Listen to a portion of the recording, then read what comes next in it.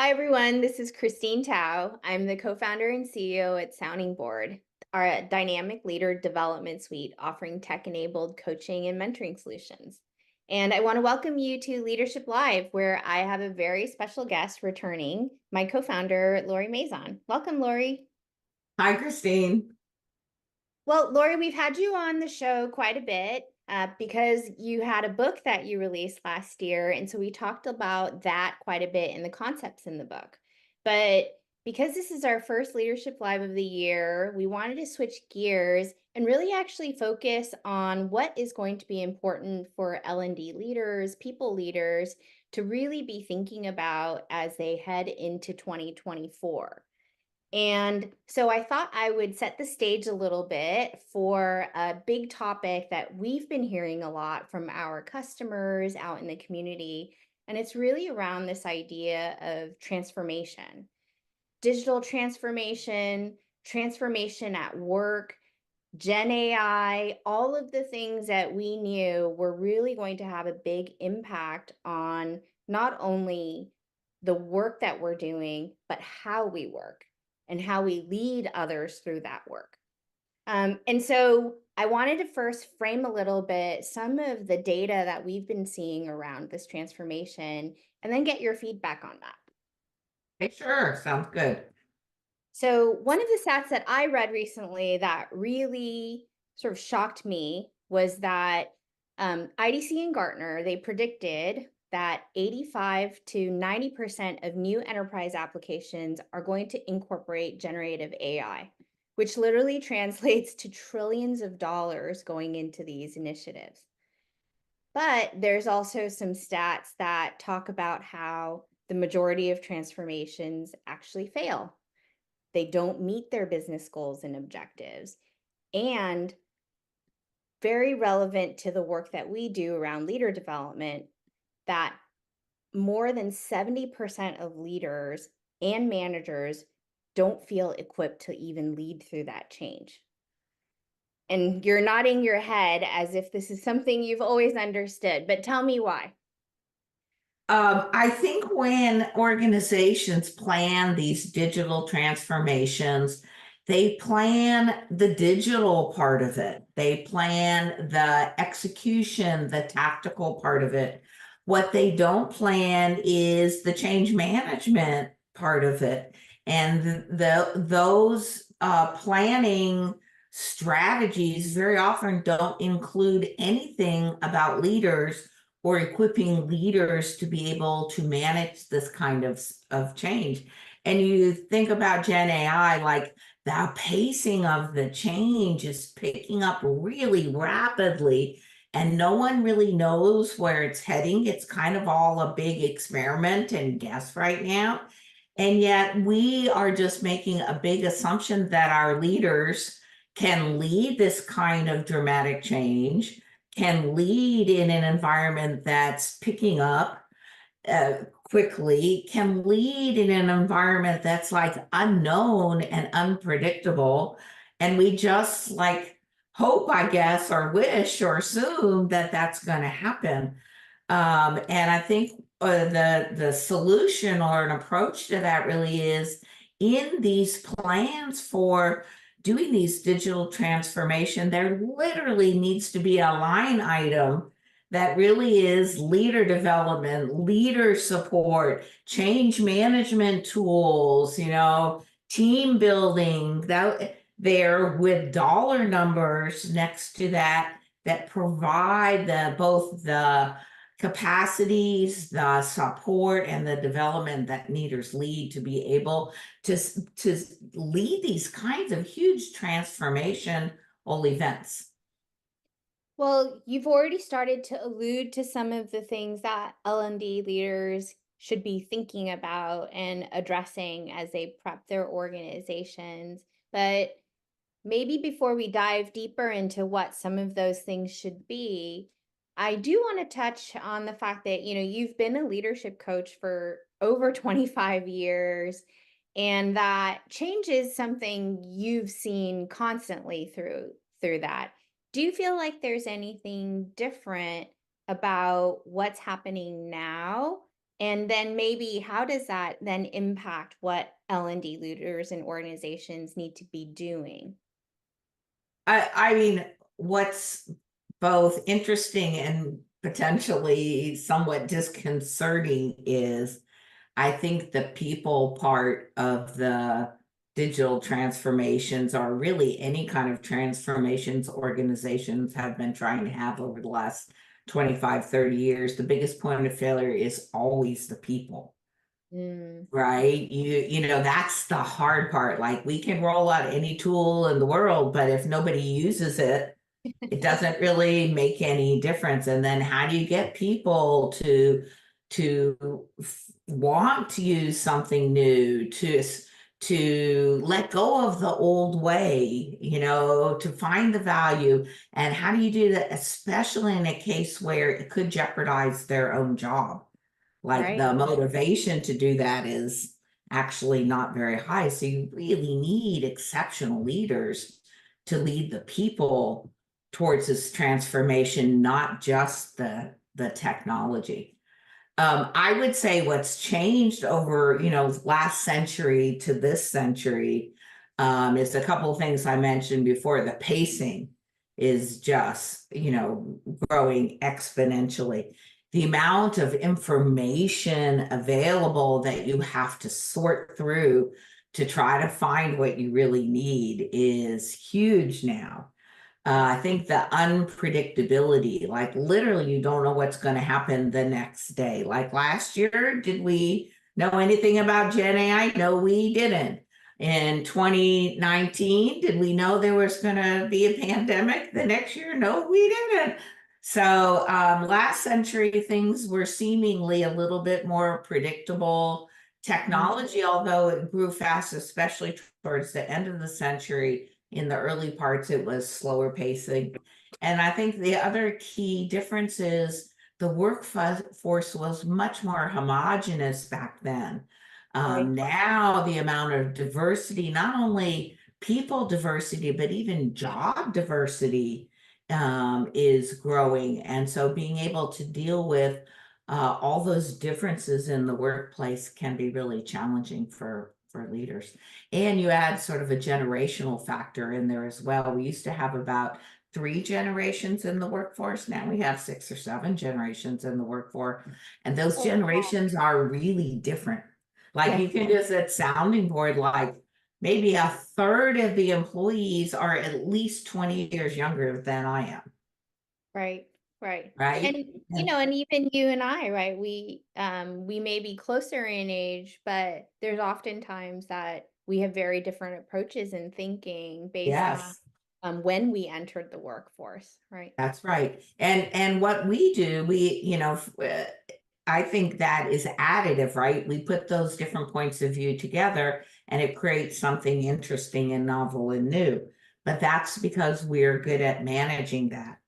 For other folks who aren't maybe as good as managing that, or there's just so much diversity of opinion, it's hard to link that together and create something innovative out of it. Okay, well, I know you have some info that you can share with us then, like as a leader, then what are those important capabilities that they'll have to build in order for them to be able to meet the challenges of these large transformations? Yeah, well, we have at Sounding Board, a whole set of capabilities and capacities we coach to. But I Mm, think in this context where we're talking transformation, we yeah. want to talk about a concept we use that I call the big leap. Okay. And this is actually a chapter in the book, but it also is what we do in the first session of our coaching that we provide. We look with the participant to find out what is their big leap as a leader. And Mm, the reason we talk about the big leap is because incremental change is no longer possible. The pacing is too fast for that now. So we have to have exponential change, and that means exponential change in our leaders' ability to think, in their mindset, in their response, in their behaviors to the current changes. And yes, in the past you had 20 years to develop yourself as a leader. Now you have 6 months or a year. It has to be exponential. So we talk about this concept of a big leap, and we looked through our data and looked at about 60,000 coaching engagements that Sounding Board's provided in the last few years. And we came up with the top 5 big leaps as identified by the leaders being coached. And these are all named leaders from early managers through the C-suite. Yep. So the number one big leap was around communication and adaptability. Mm, So I know you can see right away how that fits with digital transformation. The right. second was developing and utilizing a strategic perspective. So it's Oh, no longer good enough to be able to execute on the tactical level. You have to see beyond that and how is that impacting and forwarding the company from a strategic point of view. yep. The third was empowerment and team dynamics. So that Oh, plays right into like how do you get your team adopting new approaches and new tools easily, quickly, and feeling empowered around that.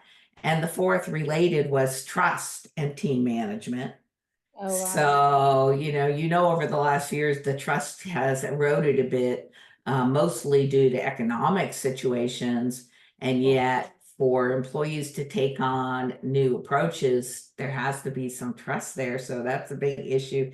And then the fifth just has to do with learning and adaptability. So mm. all of this transformation requires new learning from everybody, and people have to be willing and able to adapt to that new learning. Whew. Well, that feels like quite a bit. And yet, It's big, right? It's actually big.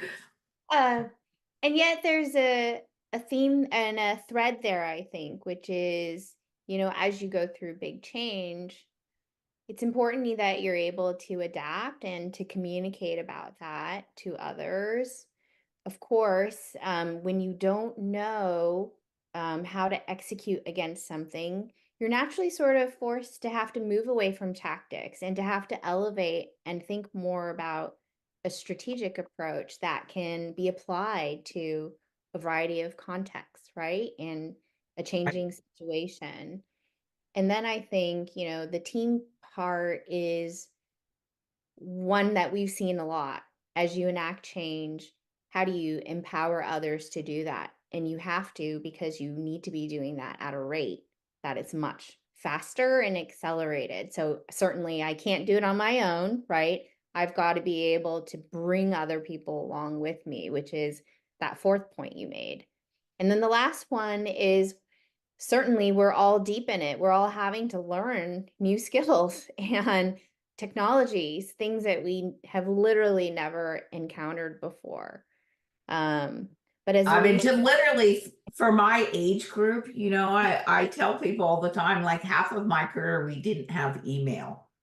And now we have Gen AI that we're trying to use for everything. Like that leap is really big. And the younger people are always like, how did you function without email? Well, like we had ways that worked back then, I guess, but faxing. yeah. Yeah. Yeah, we used to have these pamphlet, the orange packets. You'd Yeah. send documents actually from floor to floor and Yep. you know Yep. And sign that you read. gosh, I mean, Yeah. it feels like a long time ago, but the reality is it wasn't, right? No. Yeah. So Okay. Well, I how would you said that this is something that we incorporate into our coaching philosophy at Sounding Board. And I do think that's distinct because oftentimes people may, if you're kind of familiar with coaching, you might think that it's just inquiry based and helping somebody else get to an answer. But you're actually saying, no, we're holding a perspective around what's your big leap. So how does that, get incorporated? How does that show up in the coaching? Might be something yeah, that folks can take away and practice on their own or with their They team. actually can. I think it's somewhat unique because I haven't heard it around a lot in the coaching industry, which is the coach and the participant. We call them the coachee, the client, participant, whatever you want to call them.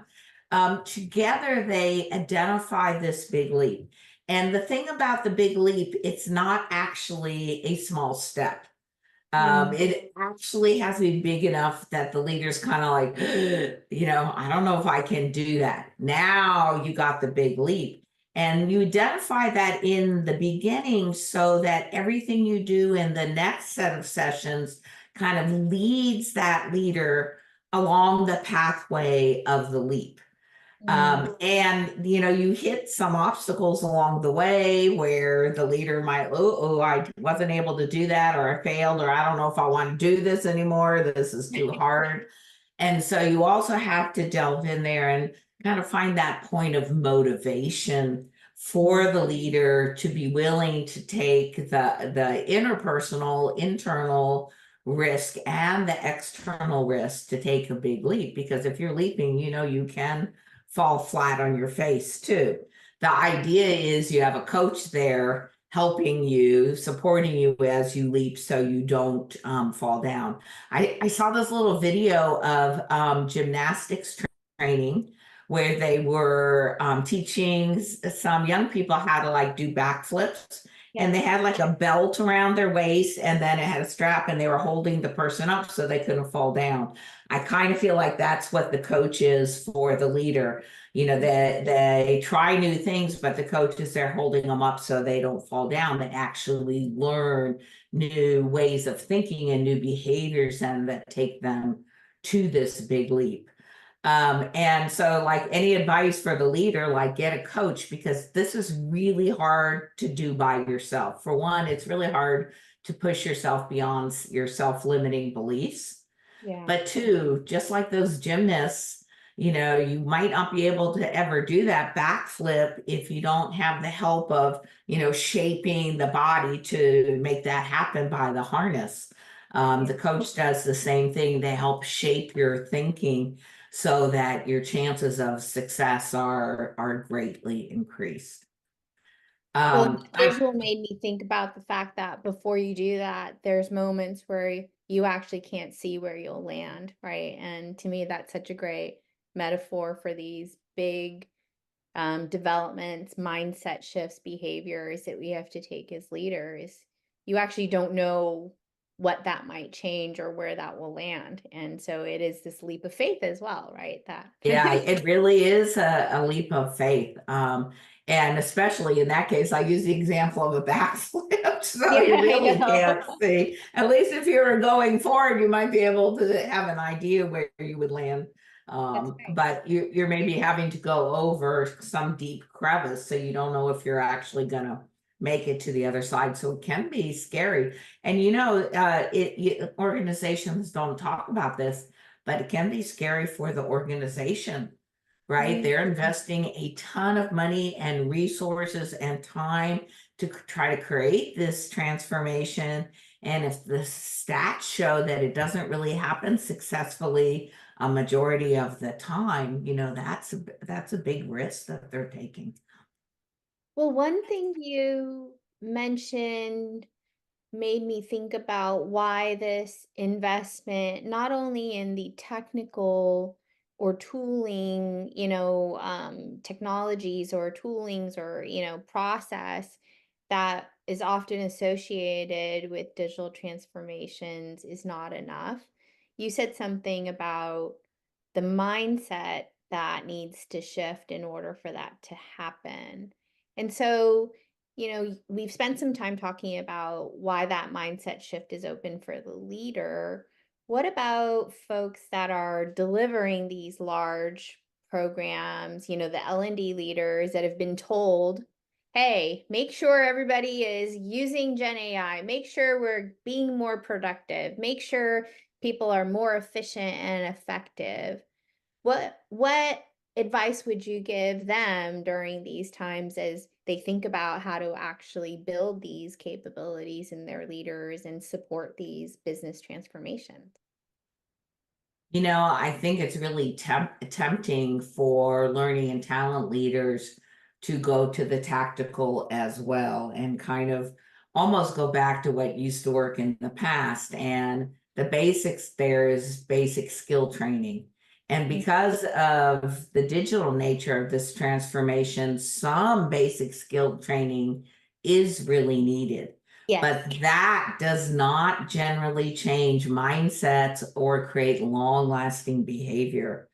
So I would really encourage those talent leaders to look beyond skill training, like that skill training, kind of like table stakes. And even though we talk all the time about upskilling and reskilling, that's still the basic level of functioning. So if you're talking about leaders, you're going to have to go way beyond skilling, right? You're going to have to build capacity. You're going to have to build capabilities.